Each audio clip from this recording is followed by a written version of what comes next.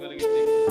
మనసుకు కానీ, వ్యాధికి కానీ, రోగానికి కానీ, జీవితానికి కానీ, కుటుంబానికి కానీ మనిషిని మార్చగలిగిన వాడు దేవుడు ఒక్కడే. దేవునికి స్తోత్రం చెబుదాం. గట్టిగా చెప్పండి హల్లెలూయా. ఒక మనిషి యొక్క హృదయాన్ని కానీ, గాయాన్ని కానీ, బాధను కానీ, ఇబ్బందిని కానీ మార్చేది ఎవరంట? దేవుడు. ఈరోజు నీ మనసులో హృదయం పెట్టుకో. ఆ యొక్క రక్తస్రావమైనటువంటి స్త్రీ జీవితాన్ని మార్చిన దేవుడు నా జీవితాన్ని మారుస్తాడు. ఆమెకు స్వస్థత ఇచ్చిన దేవుడు నాకు స్వస్థత ఇచ్చాడు. ఆమెను తాకిన దేవుడు నన్ను తాగుతాడు. విశ్వాసం ఉంచు. యేసు ప్రభు చివరిలో చెప్పిన మాట, నీ విశ్వాసమే నిన్ను స్వస్థపరచును. అందరూ చెప్పండి మాట, నీ విశ్వాసమే నిన్ను స్వస్థపరచును.